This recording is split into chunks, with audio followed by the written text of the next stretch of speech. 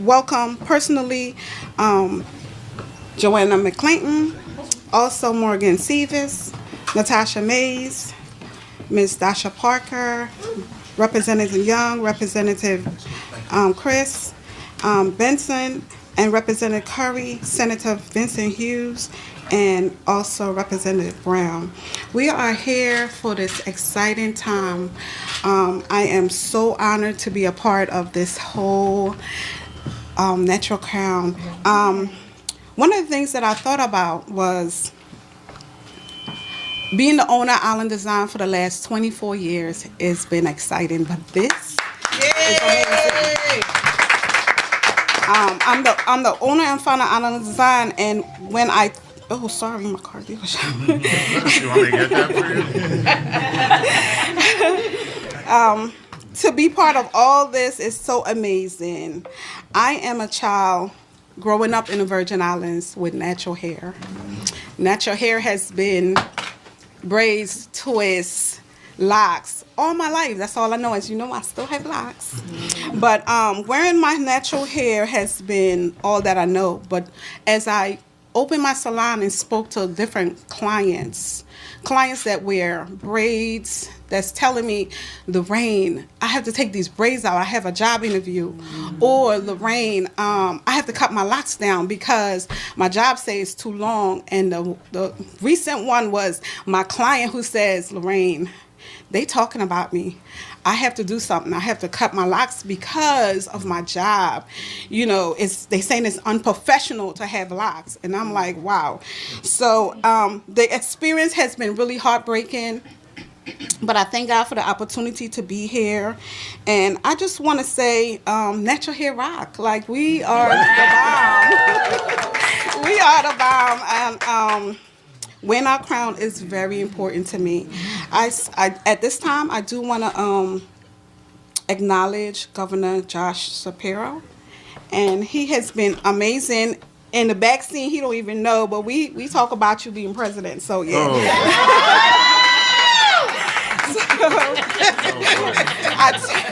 I turn everything over, and I just thank you for being in this tight area, but it's for a perfect cause. Thank you so much. Yeah. Thank you, Lorraine. You're awesome. Lorraine, thank you. It is a good day. It's good to be with all of you. I want to say to Lorraine and to her entire team, thank you for welcoming us here to this salon in West Philly, and I assume at some point Morgan Cephas will yell out West is best, so I'll just say it for her. Right? Who said that? Hughes, I'm not listening to you today. Now, listen, I think what's amazing about this salon is it's not just a place to come in for beauty, for a cut. This is a place for community. This is a place where apparently you guys talk a lot, and this is a place where the community gets nurtured and folks get to walk in and walk out looking and feeling their absolute best. I think that's noble work. I really do. Making other people feel proud of who they are. And I'm so proud to support the work that you do. This is important, I think, this feeling of pride from our hair salons to our schools, to our places of worship, and everywhere across Pennsylvania. Folks deserve to feel this way.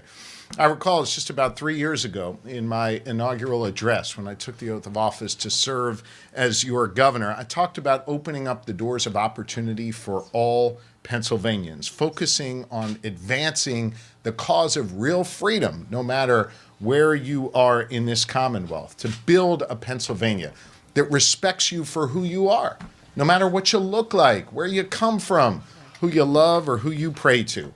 That is what we are collectively building here in the Commonwealth. And today, when I sign the Crown Act into law, that will be the next step in making good on that promise of bringing about real freedom for all Pennsylvanians. In just a few moments, I'm going to sign this Crown Act into law, codifying into law a ban on workplace discrimination on the basis of hair texture or hairstyle in our Commonwealth. We will become the 28th state in the country with such an anti-discrimination law on the books, and we will create more opportunities and less barriers for people in the process. Look, we know that this is an issue that disproportionately affects Black Pennsylvanians who wear their hair in protective styles like locks and natural braids or twists. And it can manifest itself in a number of different ways. Lorraine spoke about that before, from someone getting fired simply because of how they look, or maybe someone getting passed over for a job because of the way they wear their hair. That's unacceptable, and in a moment, it will be illegal.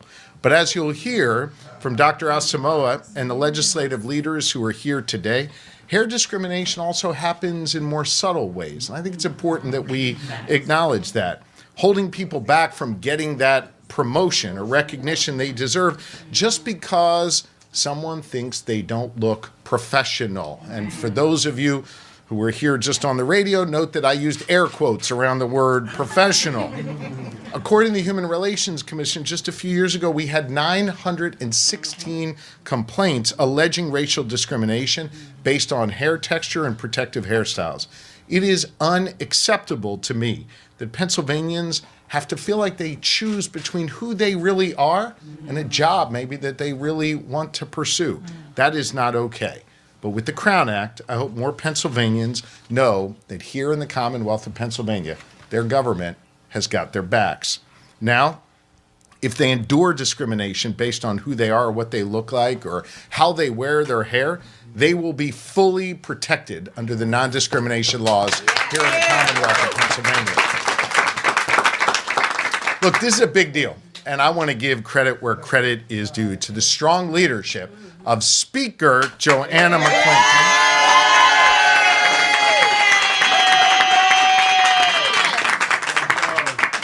And of course, Representative Latasha Mays.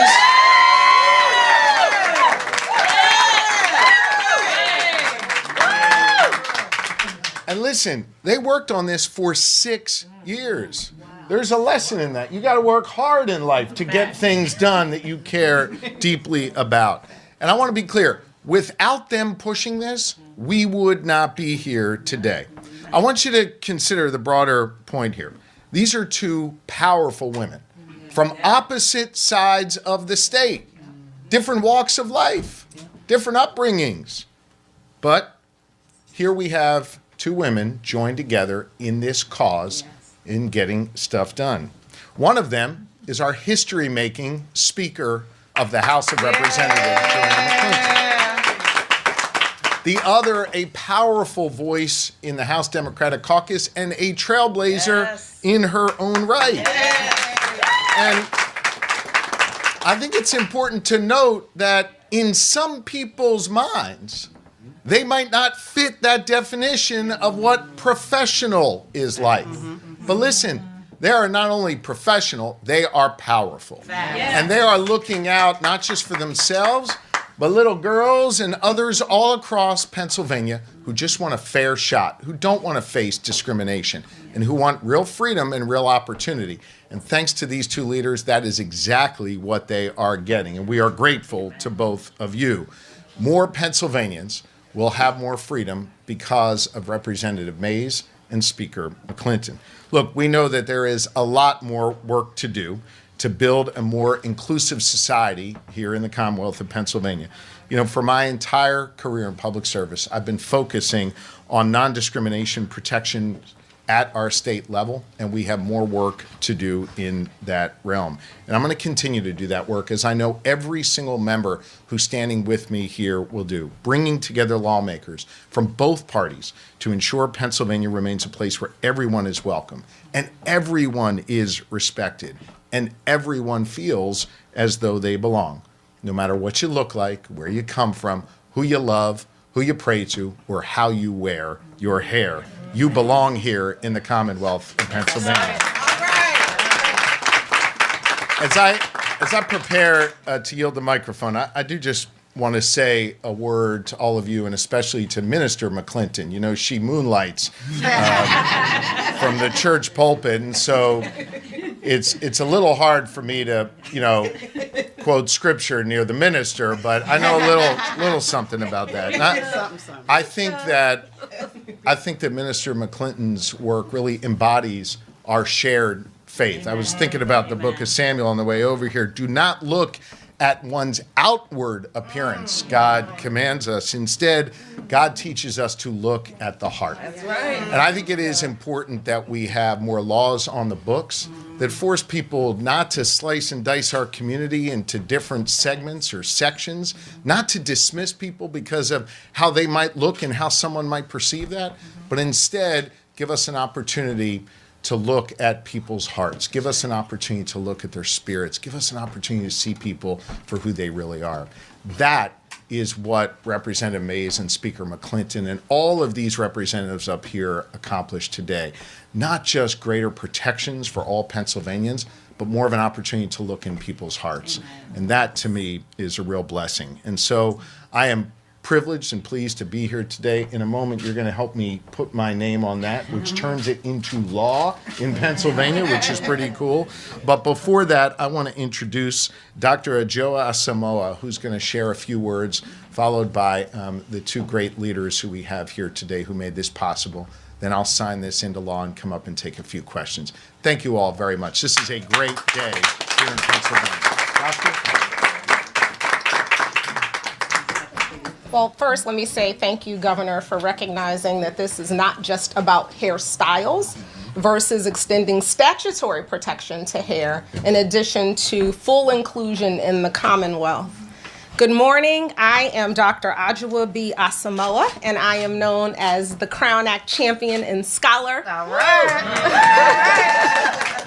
If the smile does not give it away, I am overjoyed to be here today, especially to enact something that is so near and dear to my heart. In the city where I have lived and grown and not too far away from my alma mater, Temple University, that helped prepare me to do the work I have done since I left the nest. This public policy campaign is my brainchild.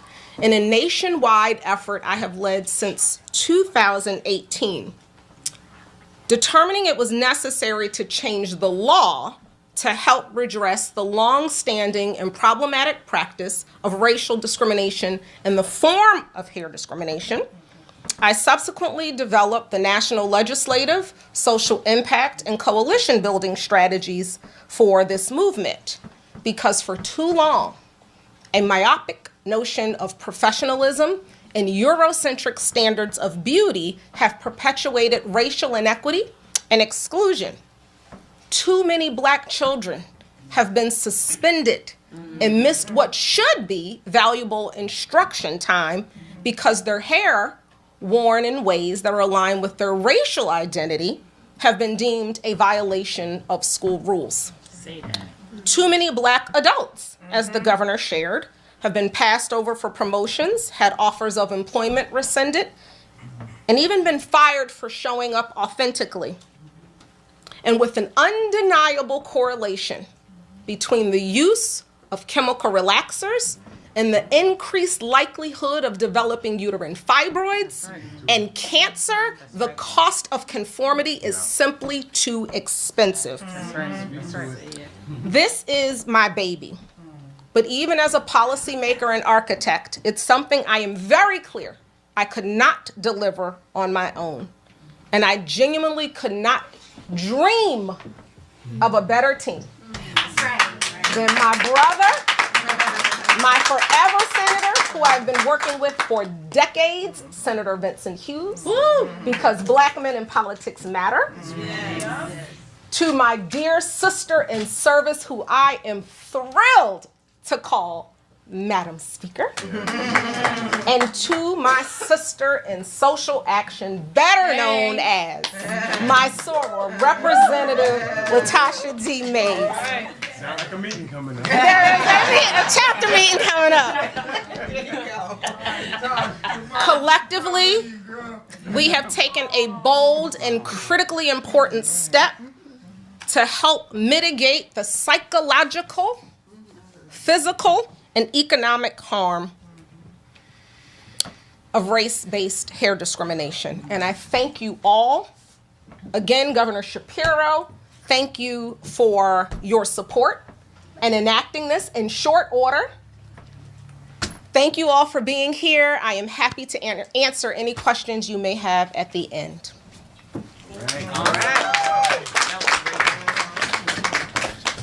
All right. Now listen. The House of Representatives is divided by literally one vote between Democrats and Republicans.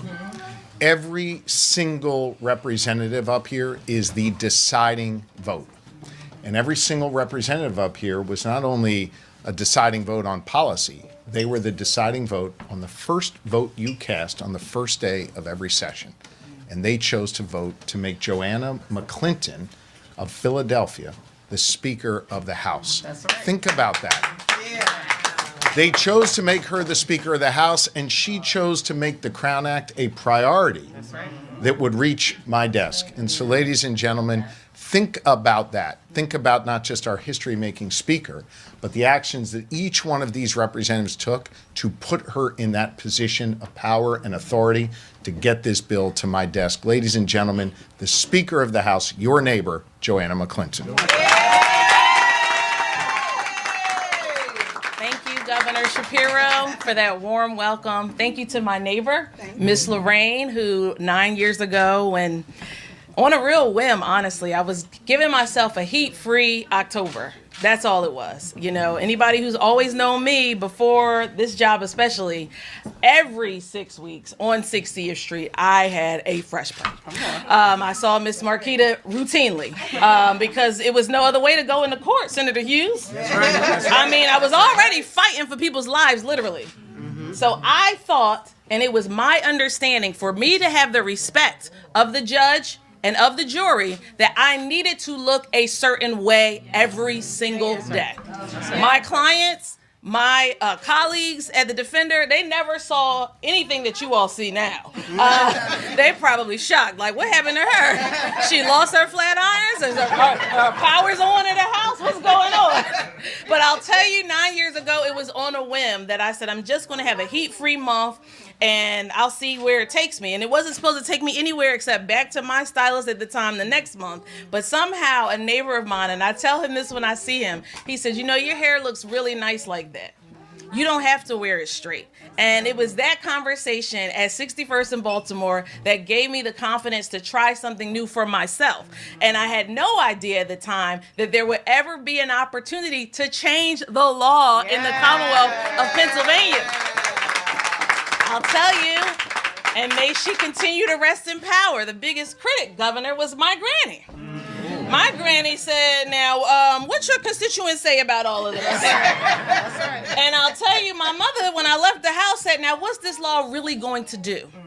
How is it going to really help people, and how is it going to change things in Pennsylvania? And I had to run because I was a little late. But, Mom, if you're watching, this is going to help people by making sure that wherever you work or wherever you're applying for a job, they can't look at your hair and size you up, not based on your qualifications and all of the professional development you have and all of your education. They will not look at your hair and decide you can't work here. That's right. They will not look at your hair and decide you don't belong in this C-suite. Right. They will not look at your hair and say you can't be in the boardroom. Right. So I don't know if the headlines get to heaven, but if they do, I hope my grandmother gets to see this moment.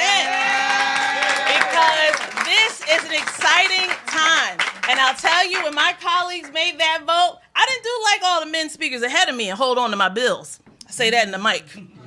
Because that's what they did. Right. Many times we voted on prior speakers' legislation. Right. I understood that I had been working with Representative at the time, State Rep Summer Lee. She's now in Congress. I tell you, I've been working with her for a while, but when we had a trailblazer elected from West Philly, but in Pittsburgh, Representative Latasha D. Mays, a woman that I had worked with for so long on important issues like dignity for incarcerated women, Representative Cephas, on important issues like reproductive justice, on important issues like the Pennsylvania Black Maternal Health Caucus.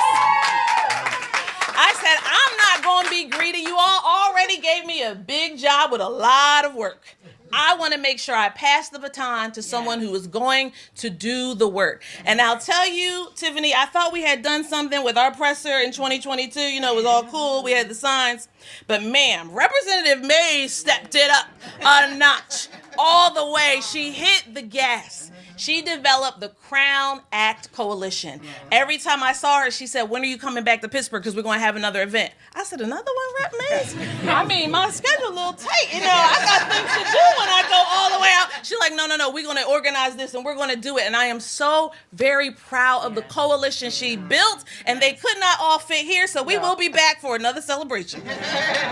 Don't be slighted if you came up in March with us and held a sign. We're coming back for you with a bigger location in Harrisburg. And in Pittsburgh. You're going to stay on the road with this one.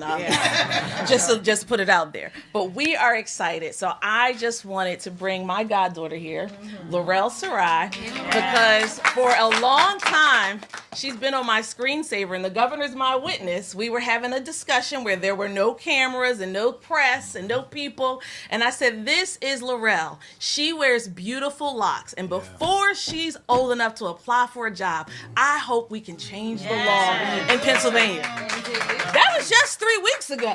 You know, people ask what changed, what happened. I'm not going to say what happened, but Laurel, you had to be here because you were a part of my advocacy. And reaching across the aisle, across the building. And with that, I am proud to turn the baton over to my sister rep, Representative Latasha D. Mays, the prime sponsor for the Crown Act.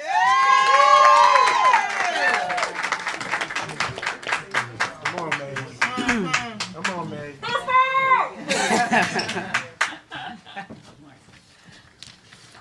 Good morning, Pennsylvania. Now, you all know that I normally am rocking a fly hat on any given day, especially on session day, thanks to our speaker.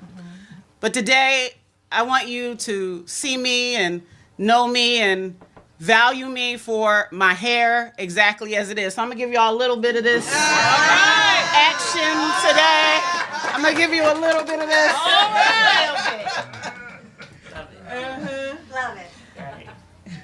Today is the day that we make history in the Commonwealth of Pennsylvania. Today, natural hair is protected. Every coil, every kink, every curl. And on this day, my message is simply this: your hair is perfect as it is. Your hair is professional as it is. Your hair is powerful as it is. Because you are enough. Your hair is enough exactly as it grows out of your head. If you haven't picked up on it by now, I grew up in West Philadelphia. Which has shaped me into the person I am today. And so it is a full circle moment to be in my hometown as our governor signs the Pennsylvania Crown Act into law. I want to tell you and take a moment to tell you how I am here today. A very challenging trip to get here with my family, my 2-year-old daughter, 44 years of this life and hair journey. But I want to especially say that I'm here today because of my mother. All that I am as a person, as a mother, as a leader, as an organizer, and as a legislator is because of my mother, Charlotte Denise Stroud. Now, as the work of Dr. Asamoah was beginning in 2018, my mother passed away. But her entire life was dedicated to service, to family. And I want to take a moment to acknowledge my family members that are here today. My aunts and my uncles and my cousins are here. Of course, I need to acknowledge and share my unending and unabounding love for Dr. Heather Lauren Rill, my wife, my mother-in-law, Cynthia Rill, and the queen herself, Charlotte, Real Mays, who is named after my mother. My mother gave me my fight. She always told me I could do anything, and I believed her. And that's how I move in this world. I wish with all my heart that she could be present with us today, but I know that she would be proud that we are about to sign into law the Pennsylvania Crown Act. As mother and daughter, we struggled with our hair. It is as complex as the story of Black people and our story in this nation, especially for Black women and girls in America. As a single mother, it made sense that she would relax my hair with the Just For Me Kitty Perm Kit. Y'all know what I'm talking about? Yes. Or as we practice our faith, to hot comb my hair on high holy days like Easter. Yeah. Speaker. And if you have the cultural and collective shared experience, you not only hear what I'm talking about, you know it, and you can hear the sound of the sizzle from the hot comb. Or to get me and my brother out the house to play, 2 cornrows or 2 braids down the side with the part in the middle and the barrettes on the end, so we could play outside until the street lights came on. For her, my mother had a perfect mushroom in the 1980s. Then she turned to the curls held up by a stretchy bandana, West Philly style. And then she turned to the 1 braid with the weave ponytail and the curls at the end. And later in life, a full array of wigs that all had different names. So I went natural in 2002, much to my mother's dismay, because she was like, now how are you going to get a job now? How are you going to take over corporate America now with your hair like that? She was there not to make choices about braids or wear my natural twists when I was applying for my internship at Pico. And until her last day, she still called my locks braids. I was like, Mother, this isn't going to change, and I need you to know these are locks. But I struggled and she struggled. But that struggle begins to end today when the Pennsylvania Crown Act becomes law.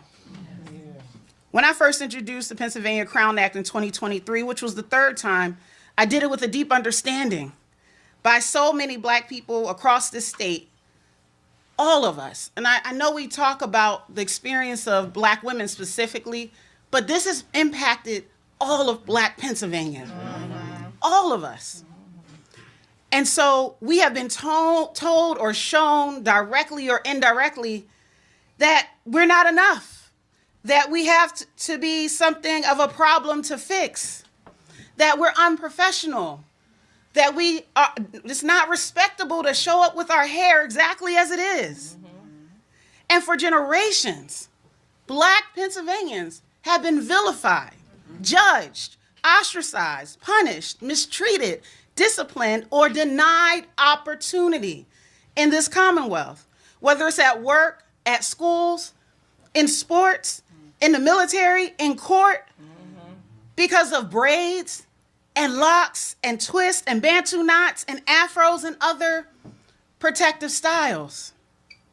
Hair discrimination has taken confidence from our children, but that ends today. Hair discrimination has taken dignity from workers, but that ends today. It has taken access to economic opportunities, hopes, and dreams, but that begins to end today. Pennsylvania joins a growing movement across this nation to say that who you are, your most and highest authentic self, is enough. And the movement that started it all was the National Crown Act movement. So I have to acknowledge and honor Dr. Adjoa B. Asamoah and the tireless work. It's no small thing to come up with an idea and make it a reality. I've done it before.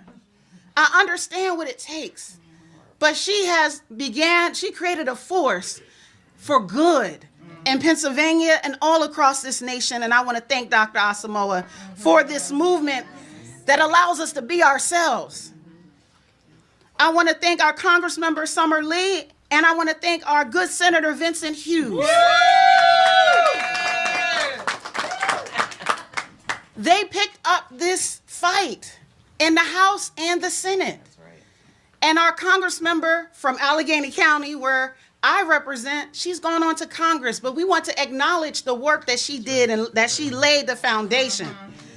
And I want to acknowledge Senator Hughes because he was the clear voice in the Senate about this needing to happen and was at the beginning of this journey in our Commonwealth. And so I want to thank Congressmember Summer Lee and Senator Vince Hughes. Can we please give them a round of applause? We need the Ball brothers. We definitely need the Ball brothers in the Crown Act movement.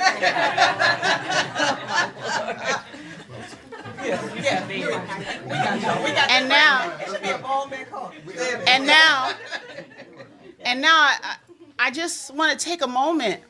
It's not going to be long enough to talk about my deep gratitude.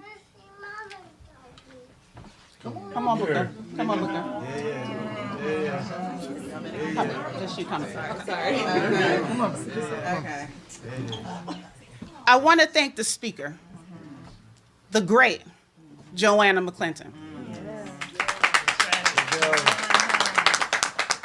When she asked me to be prime sponsor of this bill, I was like, you sure you want me? Because I just got here. Because this is my first 6 months in office. I said, are you sure I can do it?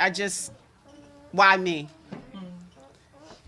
And it's because of her faith, her confidence, and her trust in my ability to do the work needed to get this bill to this day. And I am forever grateful for the Crown Act journey with you, Speaker McClinton. Thank you. Long before I became a legislator, the speaker was leading this battle. But together, 2 black girls from West Philadelphia. Two black girls. Southwest. From West and Southwest Philadelphia. West now. We have been able to do something great and something that many thought were frivolous. That's what they told me. My colleagues told me this bill was frivolous and not needed. That's not a problem. There was opposition to this bill. There was opposition to human rights and civil rights and dignity. But that wasn't going to stop us, right, Speaker? That's right. That's right. Nope. So we changed hearts and minds. Yes. We organized the Pennsylvania Crown Act Coalition.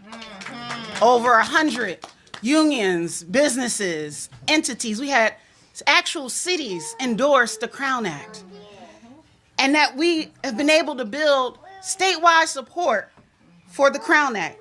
But that's all because of the history-making leadership of our speaker, Joanna McClinton, and this is not possible for me or for us without our speaker. Thank you so much. And with the signing of the Crown Act, we expand our civil rights protections and affirm a simple truth. We all deserve to show up as our full, free, and authentic selves. This law is a reflection of the power of our community. Again, I want to thank the Crown Act Coalition. I want to thank the PA Legislative Black Caucus in the building. Absolutely. I want to thank every member of the General Assembly who voted yes, because if you don't remember, the vote was 44-3. We only need 26, so that means this was a bipartisan effort. Every legislator who did any piece of this to help me and the speaker get this across the finish line, I love you and I thank you for everything that you have done. Governor Shapiro. Now we need to work on your natural hairstyle for 2026. I'm heading toward views. Miss Lorraine. We're going. You got nothing for We're going to help our dear governor with his natural hairstyle, but he has elevated the Pennsylvania Crown Act. That's why we're here today. And that's why we're prepared to continue to spread the good news of the Pennsylvania Crown Act, because it takes a House, a Senate, and a governor's signature to end race-based hair discrimination. Governor, I thank you. Thank you for all the ways you show up. Thank you for supporting laws that help us to be our greatest and best and the most authentic selves. We are changing Pennsylvania today. Yes. We are changing it for my daughter, she's 2, but she would have faced some form of race-based discrimination by the time she was 5 years old. We are changing the trajectory of the future of our children. That's why this bill is necessary. That's why this bill is not frivolous.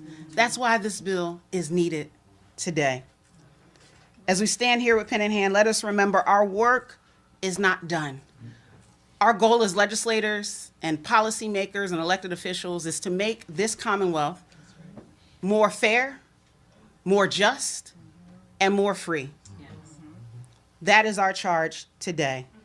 So for every child, every worker, every person who faced an indignity because of race-based hair discrimination, that ends today. Yes. For every opportunity and dream deferred, we reverse the course of history and herstory. We create the future that we want for Pennsylvania, that we need for Pennsylvania. Every curl, every kink, every coil, every strand of natural hair is now protected. That's right. I want to thank my staff in Harrisburg and in Pittsburgh, all the staff of all of our colleagues, and every person who told their story, every person who shared their experience, everyone who had the courage to call in and make the complaint about hair discrimination. This moment is for you. This moment is for my 2-year-old daughter. This moment is for my mother. This moment is for all of us. Right. Right. It is time to sign the Pennsylvania Crown Act. All right. Sign that bill, Governor. Come on. I'm going to sign it. I want to say something. I'm not going to respond to the shot about my hair. I'll leave that to Hughes to back me up. No, listen, I thought there was a beautiful moment as you were speaking about your mother, who I really felt like I got to know through your words there. And your daughter cried out a little bit, and I saw her come and play with the back of your hair. I thought to myself just how beautiful from generation to generation your life story goes, that here your mother, you know, would flatten your hair, would put you through that experience that helped you grow and helped you decide you wanted to do something about that. And now think about the world that your 2-year-old daughter is going to grow up in. That's a beautiful thing. And your mother is smiling down. Your mother is smiling down. And the second thing I want to say is the speaker's grandmom is smiling down too. And by the way, the speaker's grandmom may not be just smiling today, but about 2 weeks ago, I think I can tell this tale at a school here a little bit, when we were sitting there in those tough negotiations, and the speaker sat up at the table as we were getting close to the end of that process and said, I want the Crown Act passed. And she faced a significant amount of Heismans there saying, no way. That's right. And the speaker persisted. That's right. And I think that's when your grandma was smiling down, because you took the power. You took the power that these people gave you, and you used it to give back to people like Laurel and others. And I really admire you for that. I really do. Now let's sign this into law, okay? There you go. So Laurel, I want to show you this. This is all the words here, okay? You see that's Representative Mays right there. And you know who that is. That's Speaker McClinton. And these are all the words that make up the new law here. okay, that says you can wear your hair however you want to wear it here in Pennsylvania. And it passed in the House of Representatives, right? Passed in the Senate. And now the law says if I sign my name to this, it becomes law in Pennsylvania. So should we do that? Yeah. All right. Here we go. I always got their back. Good law. Good law. Good trouble to get good law. Hey, there it is. Thank you, Governor.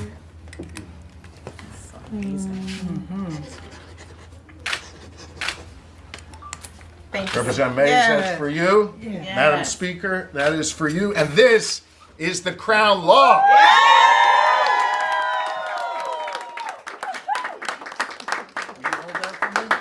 Get stuff done. Yeah.